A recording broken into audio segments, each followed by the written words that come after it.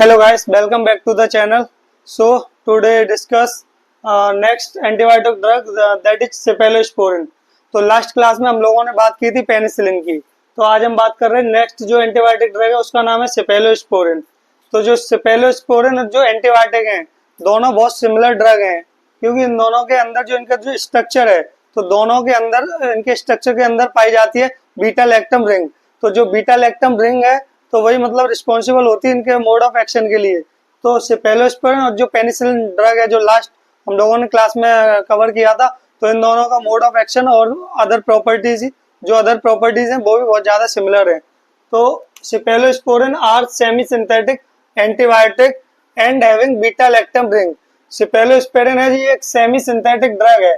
Semi synthetic drug का meaning क्या है यहाँ पे, जो नेचुरल ऑब्टेन करके उसको लेबोरेटरी में ले जाके उसके अंदर कुछ अल्ट्रेशन करना, मॉडिफिकेशन करना, उसके बाद मार्केट के अंदर ड्रग लेके आना, तो उसी को हम लोग बोलते हैं सेमी सिंथेटिक। मतलब नेचर का और लेबोरेटरी दोनों का कॉम्बिनेशन का फॉर्म होता है, उसी को बोलते हैं सेमी सिंथेटिक ड्रग। तो दोनों के कॉम्बिनेशन के फॉर्म से जो नया ड्रग प्रोड्यूस होता मार्केट में आते, उन ड्रग्स को हम लोग बोलते हैं semi synthetic drug and having beta lactam ring. तो जो सेफेलोस्पोरिन ड्रग्स है, इन ड्रग के अंदर जो इनके स्ट्रक्चर के अंदर पाई जाती है बीटा लैक्टम रिंग। तो जो बीटा लैक्टम रिंग है हम लोगों ने लास्ट जो पेनिसिलिन का क्लास लिया था उसके स्ट्रक्चर के अंदर भी सेम रिंग पाई जाती। तो इनकी जो प्रॉपर्टीज होती है, मोड ऑफ एक्शन होता है, वो बहुत ज्यादा सिमिलर होते हैं। बट तो जब दोनों जो ड्रग है, जो दोनों एंटीबायोटिक है पेनिसिलिन एंड सेफेलोस्पोरिन मतलब सिमिलर है, तो हम लोगों को पेनिसिलिन का यूज करना चाहिए था। सेफेलोस्पोरिन का हम लोग क्यों यूज कर रहे हैं? तो जो सेफेलोस्पोरिन ड्रग है वो पेनिसिलिन ड्रग से ज्यादा उसकी एफिकेसी है, ज्यादा एफिशिएंसी है, और इसका ब्रॉड स्पेक्ट्रम है। ब्रॉड स्पेक्ट्रम का मीनिंग क्या होता? जो बैक्टीरिया होते हैं वो बेसिकली टू टाइप्स के होते हैं, ग्राम पॉजिटिव और ग्राम नेगेटिव। तो जो सेफेलोस्पोरिन ड्रग है तो इनके जो बैक्टीरिया उनको किल करने की प्रॉपर्टी है, किल करने की एबिलिटी है, वो पेनिसिलिन से ज्यादा है। तो इसकी वजह से हम लोगों ने इस ड्रग को इंट्रोड्यूस किया, क्योंकि ये जो ड्रग है वो पेनिसिलिन से काफी बेटर है। अब बात करें ये ड्रग हम लोग को मिलता कहाँ से, तो it is derived from cephalosporin C. Cephalosporin C एक कंपोनेंट है जो मतलब जो फंगस है सेफेलोस्पोरियम फंगस से हमें ये मिलता है, उसका कंपोनेंट है सेफेलोस्पोरिन सी। तो सेफेलोस्पोरिन सी से हम लोगों ने इस ड्रग को ड्राइव किया, मतलब सेफेलोस्पोरिन सी से हम लोगों ने इस ड्रग को इन्वेंट किया है, इसका मतलब प्रोड्यूस किया है। अब बात करें इसके स्पेक्ट्रम की, तो they have the wide spectrum of the activity than the penicillin. तो इनकी जो एफिकेसी वो पेनिसिलिन ड्रग है उससे कई ज्यादा है। और मतलब पेनिसिलिन ड्रग जैसे ग्राम पॉजिटिव को किल कर रहा है या फिर ग्राम नेगेटिव को कर रहा है, तो उसका नैरो स्पेक्ट्रम था, या तो ग्राम पॉजिटिव को किल कर रहा था या ग्राम नेगेटिव को, मतलब दोनों को एक साथ नहीं कर पा रहा। बट इसकी जो एफिशिएंसी है वो उससे कई ज्यादा है। तो इस वजह से हम लोगों ने इस क्लास को इंट्रोड्यूस किया था। अब नेक्स्ट हम बात कर रहे हैं मैकेनिज्म की, मतलब मोड ऑफ एक्शन, ये ड्रग कैसे वर्क करता है। तो जो पेनिसिलिन है और जो सेफेलोस्पोरिन, इनका मोड ऑफ एक्शन बिल्कुल सिमिलर है। सबसे पहले ये जो ड्रग है वो इनहिबिट करते हैं सेल वॉल सिंथेसिस को। तो जो सेफेलोस्पोरिन ड्रग हम लोग बात कर रहे हैं सेफेलोस्पोरिन की, तो हम लोगों ने लास्ट क्लास में पेनिसिलिन का क्लास लिया था, उसके अंदर भी हम लोगों ने यही देखा था मोड ऑफ एक्शन के अंदर कि वो सेल वॉल सिंथेसिस का इनहिबिशन कर देता। तो बिल्कुल सिमिलर है। तो हम यहाँ पे अभी थोड़ा सा बता रहे हैं, और जिसको भी डाउट हो वो लास्ट लेक्चर को ध्यान से अच्छे से देख सकता, उसका मोड ऑफ और मैकेनिज्म ऑफ एक्शन क्लियर हो जाएगा। तो होता क्या है, जैसे कोई भी बैक्टीरिया होता है, तो ये कोई अपना एक सेल है, बैक्टीरियल सेल है। तो बैक्टीरियल सेल के अंदर पहले ग्राम पॉजिटिव ग्राम नेगेटिव कोई भी ले लो, तो इसके अंदर प्रेजेंट होती है सेल मेम्ब्रेन, ठीक है ना, सेल मेम्ब्रेन।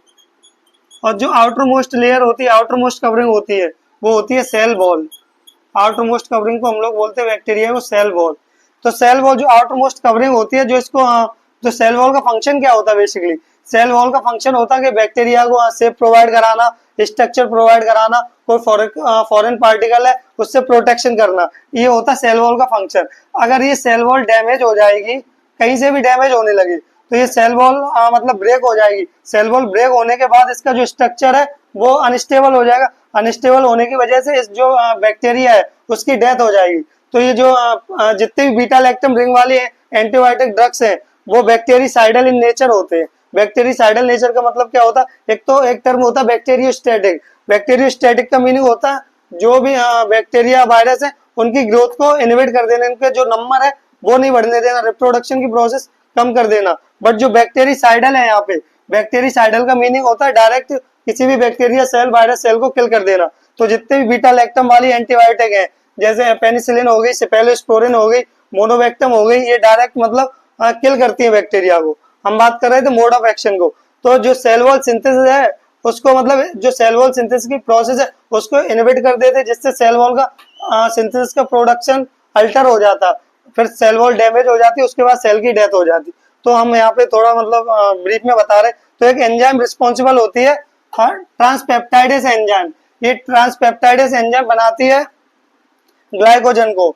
तो जो ग्लाइकोजन होती है, जो बैक्टीरिया की सेल वॉल होती है, जो ये सेल वॉल है वो मेनली बनी होती है ग्लाइकोजन की, ठीक है ना। तो ग्लाइकोजन की ये सेल वॉल बनी हुई होती है बैक्टीरिया की। तो इस ग्लाइकोजन को बनाने के लिए रिस्पॉन्सिबल है ट्रांसपेप्टाइडेस एंजाइम। तो ये जो बीटा लैक्टम एंटीबायोटिक ड्रग है वो इस ट्रांसपेप्टाइडेस एंजाइम को ब्लॉक कर देते। जब इसका एक्शन ब्लॉक हो जाएगा तो ग्लाइकोजन का सिंथेसिस नहीं होगा। जब ग्लाइकोजन का सिंथेसिस नहीं होगा तो सेल वॉल का फॉर्मेशन नहीं होगा। सेल वॉल का फॉर्मेशन नहीं होगा तो बैक्टीरिया की ऑटोमेटिकली डेथ हो जाएगी। तो ये इसका मोड ऑफ एक्शन है, यहाँ पे हमने शॉर्ट में बताया। लास्ट लेक्चर में आपको अगर डिटेल में देखना है तो देख सकते हो। हम नेक्स्ट बात कर रहे हैं causes of bacterial resistance to the cephalosporin. अब क्या क्या कारण हो सकते हैं जिससे बैक्टीरिया है वो रेजिस्टेंस हो जाए इस सेफेलोस्पोरिन एंटीबायोटिक से। तो कुछ दो तीन कारण हैं जिसकी वजह से जो बैक्टीरिया वो सेफेलोस्पोरिन एंटीबायोटिक से रेजिस्टेंस हो जाता है। तो जो सबसे पहले इसका जो कॉज है, जो कारण है, वो है प्रोडक्शन ऑफ द सेफेलोस्पोरिनेस एंजाइम।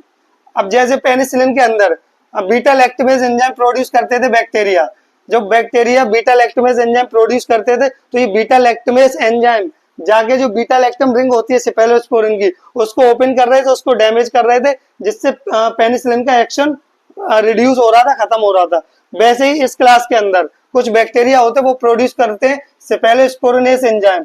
ये एंजाइम डायरेक्ट जाके अटैक करती है बीटा लैक्टम रिंग पे, बीटा लैक्टम रिंग को ओपन करती है, उसको डैमेज करती है। फिर उसके बाद जो सेफेलोस्पोरिन है उसका जो फंक्शन है, उसका एक्शन है वो रिड्यूस हो जाता, जिसकी वजह से जो बैक्टीरियल सेल्स होते हैं वो रेजिस्टेंस हो जाते हैं, उन पर कोई इफेक्ट नहीं होता सेफेलोस्पोरिन ड्रग का। तो पहला कारण यही है कि प्रोडक्शन ऑफ द सेफेलोस्पोरिनेस एंजाइम। तो ये मतलब बीटा लैक्टम रिंग को डैमेज कर देती सेफेलोस्पोरिन की। नेक्स्ट क्या होता है, sometime efflux of the cephalosporin increases. अब सेल के अंदर से दो टर्म होते हैं, इनफ्लक्स और इफ्लक्स। इनफ्लक्स का मतलब होता है कोई भी ड्रग वगैरह को सेल के अंदर जाने की प्रोसेस को बोलते हैं इनफ्लक्स। और यहाँ पे हम बात कर रहे हैं इफ्लक्स ऑफ द सेफेलोस्पोरिन। जो सेफेलोस्पोरिन ड्रग है उसका इफ्लक्स इंक्रीज हो जाता है, इंक्रीज हो जाता है तो सेल से मतलब जो सेल की बाइंडिंग वाली साइड है वहां पे जा ही नहीं पाएगा, वहां पहुंचने से पहले ही सेल से बाहर आ जा रहा है, तो वो प्रॉपर अपनी साइड पे पहुंच ही नहीं पा रहा। जब प्रॉपर साइड पे पहुंच नहीं पाएगा तो अपना प्रॉपर एक्शन शो नहीं करेगा। तो नेक्स्ट कारण यही है, efflux of the cephalosporin increases from the side, so the action of the antibiotic reduces. तो सेकंड कॉज ये हो गया। नेक्स्ट एंड थर्ड कॉज, तो तीसरा कॉज क्या है, अपने सेल से उनके अंदर होते PVP proteins, plasma binding proteins. तो प्लाज्मा बाइंडिंग प्रोटीन्स होती, इन पे जाके ड्रग्स अटैक, मतलब इन पे जाके ड्रग बाइंड करते हैं, प्लाज्मा बाइंडिंग प्रोटीन। तो ये प्लाज्मा बाइंडिंग प्रोटीन होती है जो इनकी साइड होती है प्लाज्मा बाइंडिंग प्रोटीन, जहाँ पे जाके एंटीबायोटिक अटैच होते हैं, ठीक है ना। तो इसके अंदर अल्ट्रेशन आ जाता है, इसके अंदर चेंजेस आ जाते हैं प्लाज्मा बाइंडिंग प्रोटीन। तो इस पर्टिकुलर साइड के अंदर अल्ट्रेशन हो जाएगा, चेंजेस आ जाएंगे, जिससे जो मतलब बाइंड करने की जो कैपेसिटी है, जो एफिनिटी है, तो वो एफिनिटी रिड्यूस हो जाएगी बाइंड करने की, जिसकी वजह से जो सेल है, जो बैक्टीरियल सेल है, वो रेजिस्टेंस हो जाएंगे सेफेलोस्पोरिन से। तो बेसिकली इसके मोटे मोटे तीन कारण है। सबसे पहला इस एंजाइम का प्रोडक्शन होगा, वो बीटा लैक्टम रिंग को अफेक्ट करेगी। दूसरा efflux of the cephalosporin from the cell से मतलब इफ्लक्स बढ़ जाएगा तो प्रॉपर अपनी साइड पे जाएंगे नहीं, वहां पे बाइंड नहीं कर पाएंगे, तो अपना प्रॉपर एक्शन शो नहीं कर पाएंगे। और जो चौथा है, तो वो जो तीसरा है वो है प्लाज्मा बाइंडिंग प्रोटीन के अंदर अल्ट्रेशन आ जाएगा, जिससे जो उनकी एफिनिटी है बाइंड करने की वो रिड्यूस हो जाएगी। ये बेसिकली तीन कॉजेस हैं। Next is classification of cephalosporin. तो सेफेलोस्पोरिन को बेसिकली 5 जनरेशन के अंदर क्लासिफाई किया गया on the basis of their development. जो ड्रग्स है उसका कैसे डेवलपमेंट हुआ, कैसे प्रोडक्शन हुआ, कैसे बने, and on the basis of the potency, potency मतलब ड्रग की कितनी क्षमता है, क्षमता के अनुसार उन ड्रग्स को डिवाइड किया। And overall anti bacterial spectrum, anti bacterial spectrum, anti bacterial spectrum का मतलब कि ग्राम पॉजिटिव और ग्राम नेगेटिव कौन से बैक्टीरिया को किल करता है।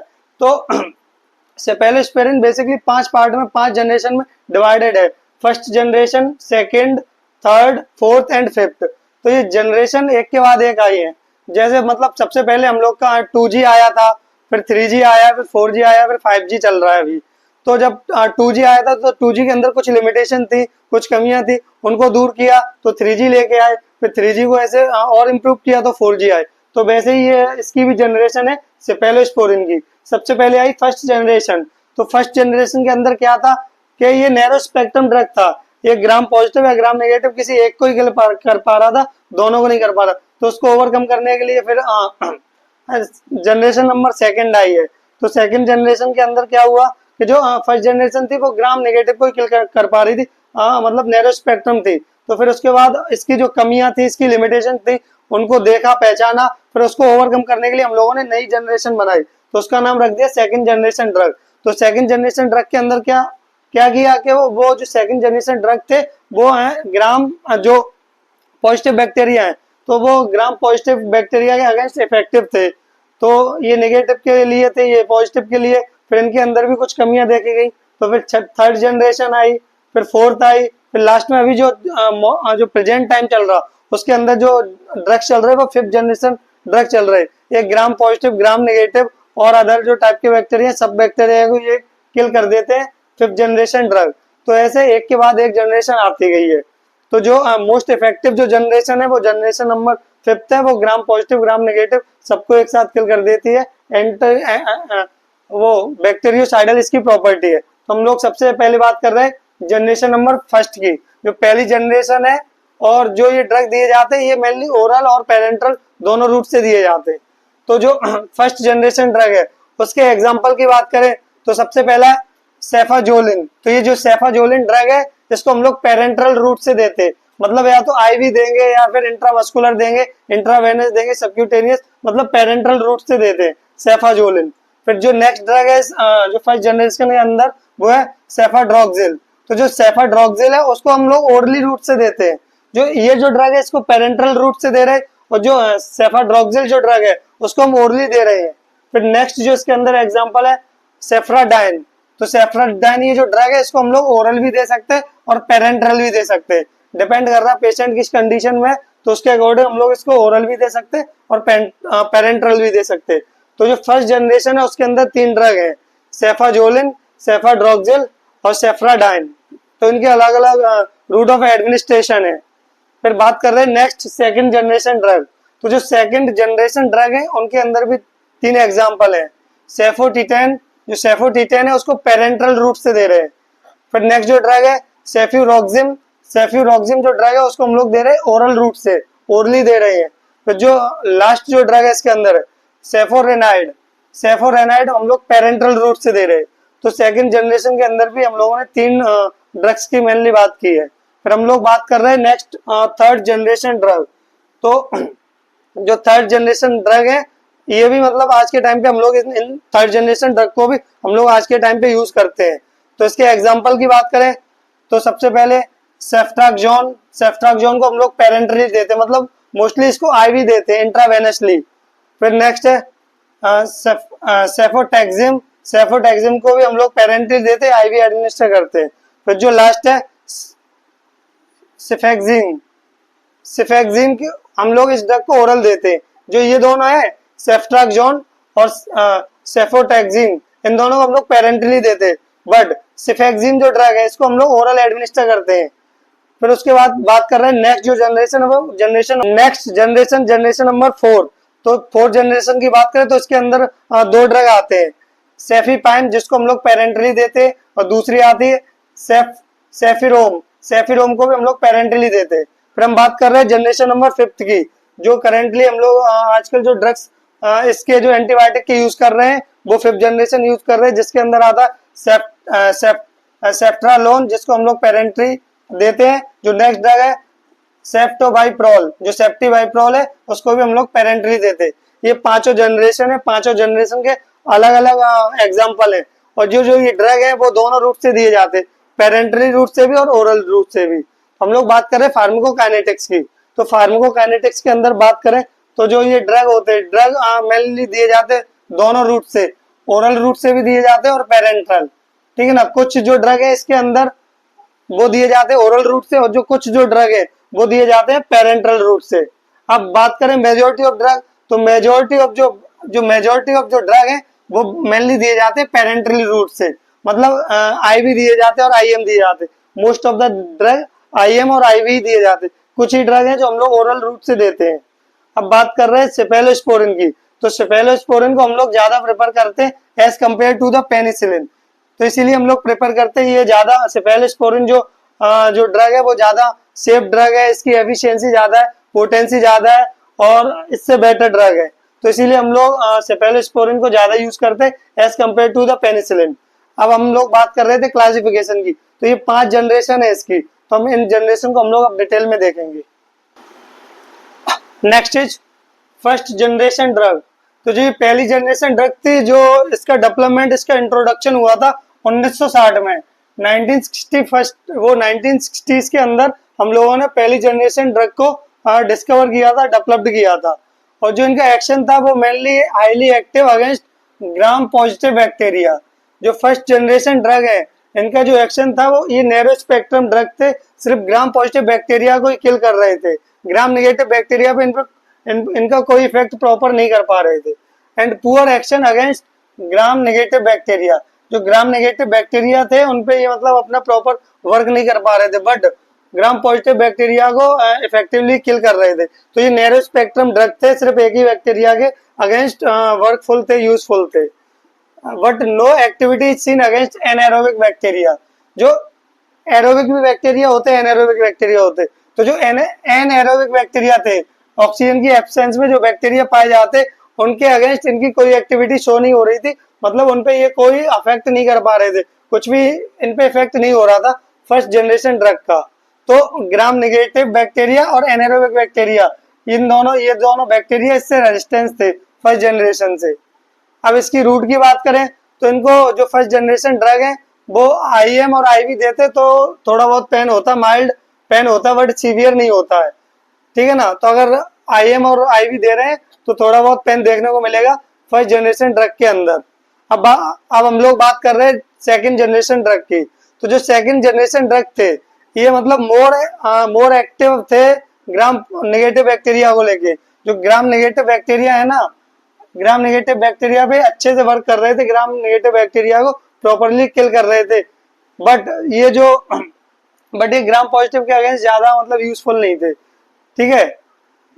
And useful to resistance from the some first generation drug. अब क्या होता था कि फर्स्ट जनरेशन ड्रग दे रहे तो उससे कुछ बैक्टीरिया रेजिस्टेंस हो जा रहे थे ड्रग से, अपने अंदर रेजिस्टेंस डेवलप कर ले रहे थे, जैसे ग्राम नेगेटिव बैक्टीरिया हो गया, एनारोबिक बैक्टीरिया, ये दोनों रेजिस्टेंस हो रहे हैं, जिसकी वजह से फर्स्ट जनरेशन ड्रग का कोई इफेक्ट नहीं हो रहा था। तो सेकंड जनरेशन ड्रग जो रेजिस्टेंस हो रहे थे बैक्टीरिया उनके अगेंस्ट मतलब यूजफुल थे, तो ग्राम नेगेटिव बैक्टीरिया को प्रॉपरली किल कर रहे थे, और जो फर्स्ट जनरेशन से रेजिस्टेंस हो रहे थे उनके against second generation drug properly work कर रहे थे, but less prefer as compare to the third generation drug. तो ये सेकंड जनरेशन है। अब जो थर्ड जनरेशन ड्रग आएगा वो और ज्यादा अच्छा होगा, और बेटर एफिकेसी होगी, बेटर पोटेंसी होगी उसकी। तो जो सेकंड जनरेशन ड्रग है उनको हम कम प्रेफर करते थे as compare to the third generation drug. अब बात कर रहे हैं इसके यूजेस की। तो जो सेकंड जनरेशन ड्रग है कौन कौन सी कंडीशन में हम लोग दे सकते हैं। तो सबसे पहले ब्रोंकाइटिस, जो ब्रोंकाई होती है लंग्स के अंदर, उनका इन्फ्लामेशन हो जाए तो ब्रोंकाइटिस की कंडीशन के अंदर हम लोग दे सकते हैं। ईएनटी वाली कोई प्रॉब्लम है, कोई मतलब बैक्टीरियल इन्फेक्शन है, तो उस कंडीशन को ट्रीट करने के लिए हम लोग सेकंड जनरेशन ड्रग दे सकते हैं। फिर लास्ट है स्किन इन्फेक्शन, स्किन के अंदर किसी भी बैक्टीरिया का इन्फेक्शन हो गया उसको ट्रीट करने के लिए हम लोग सेकंड जनरेशन ड्रग को प्रेफर कर सकते हैं। अब बात कर रहे हैं थर्ड जनरेशन ड्रग की। तो जो थर्ड जनरेशन ड्रग है उनका जो इंट्रोडक्शन हुआ था, इंट्रोड्यूस हुए थे, वो हुए थे 1980 में, 20 साल बाद। जो फर्स्ट जनरेशन है उसके 20 साल बाद थर्ड जनरेशन ड्रग आए थे 1980 के अंदर। अब इनकी एक्टिविटी की बात करें तो जो थर्ड जनरेशन ड्रग थे वो मोर एक्टिव थे अगेंस्ट ग्राम नेगेटिव ऑर्गेनिज्म। जो ग्राम नेगेटिव बैक्टीरिया होते उनके अगेंस्ट ज्यादा एक्टिव थे। बट ग्राम नेगेटिव के अगेंस्ट तो सेकंड जनरेशन भी थे तो और थर्ड भी है, तो इन दोनों में डिफरेंस क्या है?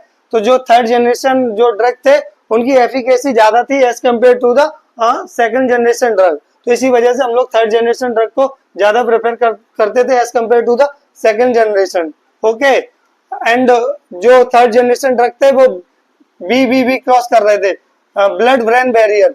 जब ब्लड ब्रेन बैरियर ये ड्रग क्रॉस कर देते थे तो इसीलिए हम लोग जो मेनिंजाइटिस की कंडीशन होती है, इन्फ्लामेशन ऑफ द ब्रेन की लेयर, जो ब्रेन की 3 लेयर होती है, डीएपी, डायमीटर, एरेक्नोमीटर, पायामीटर, ये तीनों जो ब्रेन की कवरिंग होती है उनको बोलते हैं मेनिंजिस। मेनिंजिस जो मेनिंजिस लेयर है उनके अंदर इन्फ्लामेशन होता है, उस कंडीशन को हम लोग बोलते हैं मेनिंजाइटिस।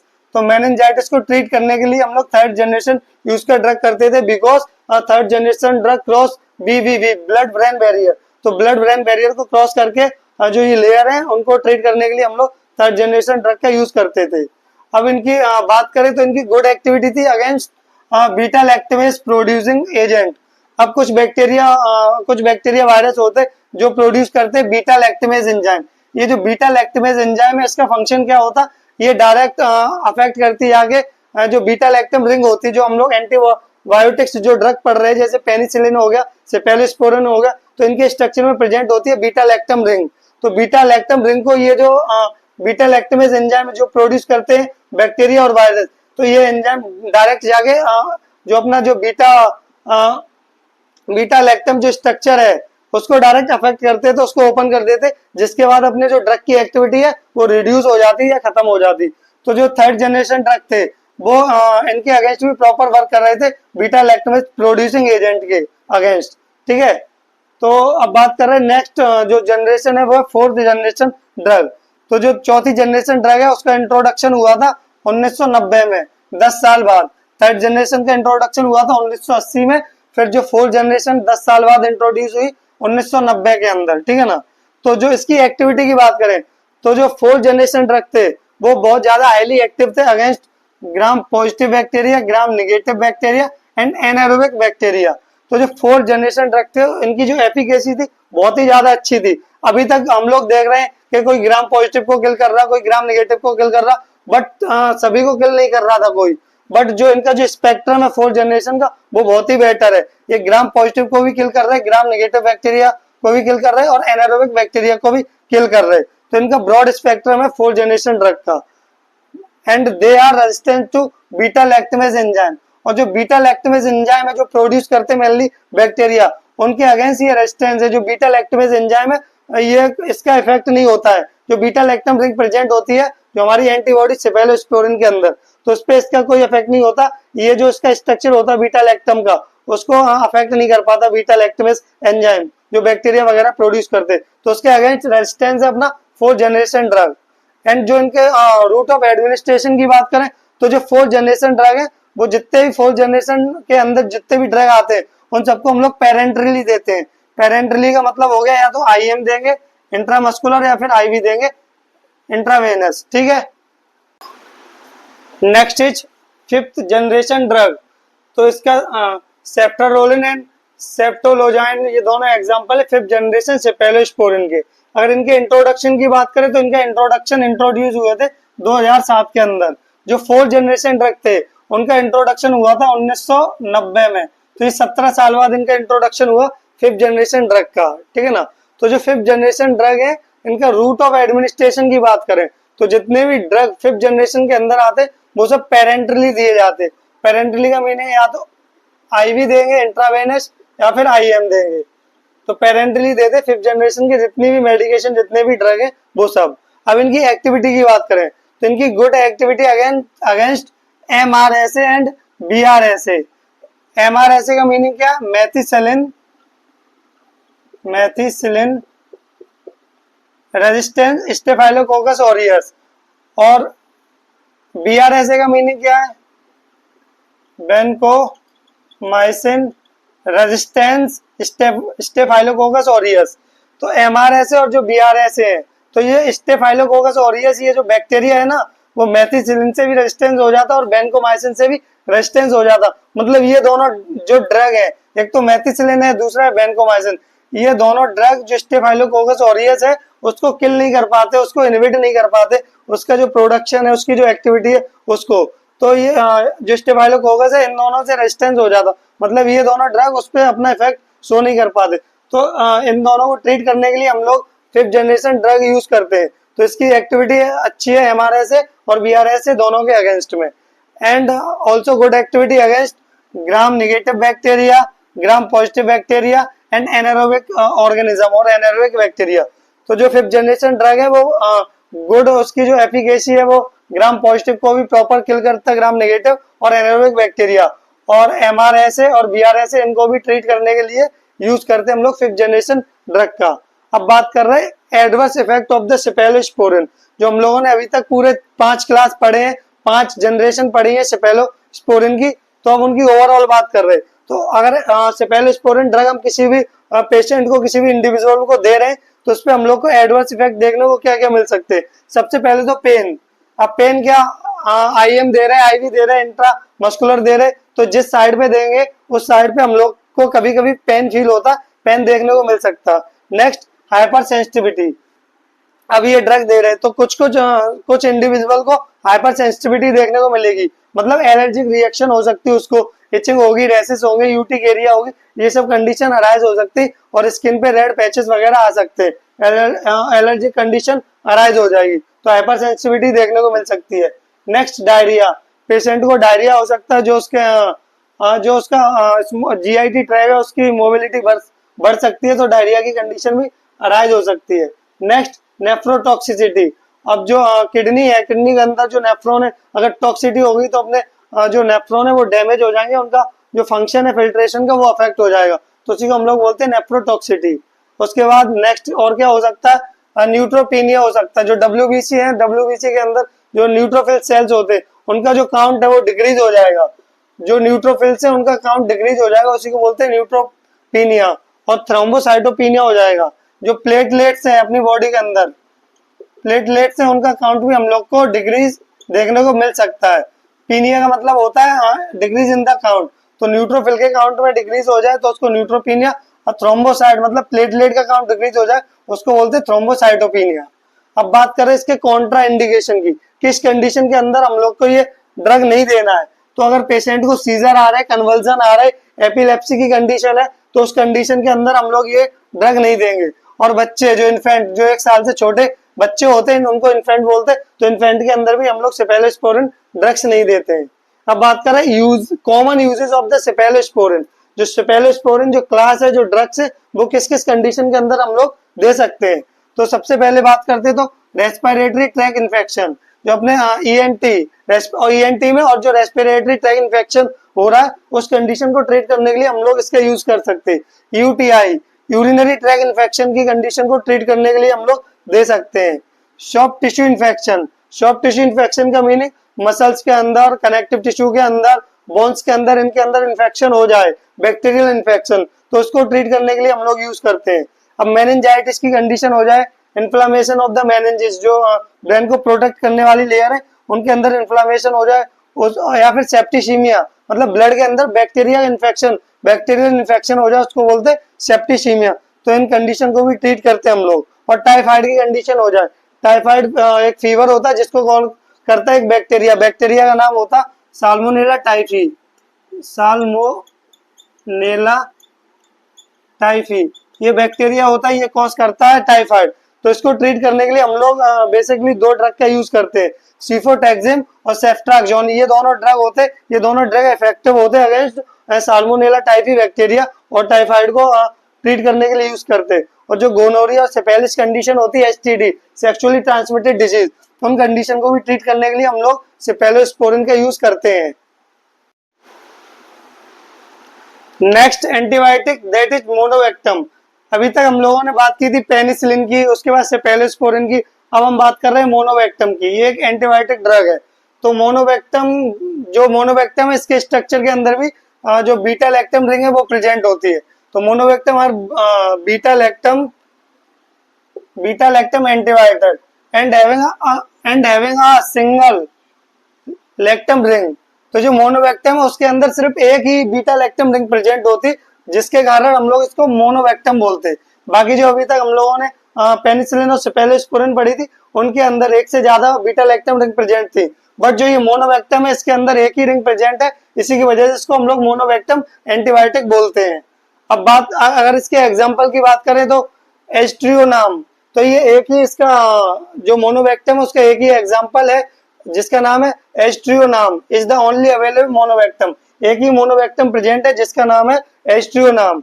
अगर तो ये अगर बीटा इसके अंदर बीटा लैक्टम रिंग प्रेजेंट है तो इसकी जो प्रॉपर्टी है वो बैक्टीरियासाइडल है, मतलब बैक्टीरिया को डायरेक्ट किल करती है, तो बैक्टीरियासाइडल इन नेचर है। ठीक है, अब बात कर रहे हैं इसकी बाइंडिंग की, तो ये बाइंड करती है पीबीपी से, प्लाज्मा बाइंडिंग प्रोटीन्स। तो प्लाज्मा बाइंडिंग प्रोटीन से बाइंड करती है and inhibit the cell wall synthesis. जिसका मोड ऑफ एक्शन वो भी सिमिलर है बिल्कुल पेनिसिलिन और सेफेलोस्पोरिन की तरह, because all these have contain the beta lactam ring. तो बीटा लैक्टम रिंग तीनों के अंदर प्रेजेंट है, तो इनका जो मोड ऑफ एक्शन वो भी सिमिलर है। ये भी जो ये मोनोवेक्टम है ये भी सेल वॉल सिंथेसिस में को इनहिबिट करती है। सबसे पहले एक वो एंजाइम प्रेजेंट होती है जिसको बोलते हैं ट्रांसपेप्टाइडेज।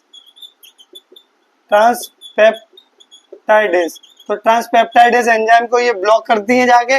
जब ये ब्लॉक हो जाती है तो उसके बाद सेल वॉल की सिंथेसिस नहीं होती है। ठीक है ना, तो सेल वॉल की सिंथेसिस नहीं होती, उसकी वजह से जो बैक्टीरिया उसकी डेथ हो जाती है, और जो बैक्टीरियासाइडल नेचर है वो अपने नेचर को शो करती है मोनोवेक्टम एंटीबायोटिक।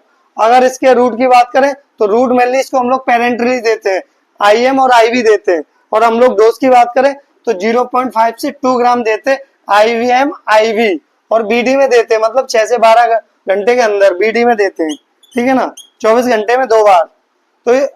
तो आज हम लोगों ने 2 टॉपिक इस चैप्टर के बेसिकली 3 टॉपिक कवर कर चुके हैं, पेनिसिलिन, सेफेलोस्पोरिन एंड मोनोवेक्टम। और जो जितना भी अभी तक हुआ है इस सबके आपको नोट्स मिल जाएंगे टेलीग्राम चैनल पे। Thank you guys.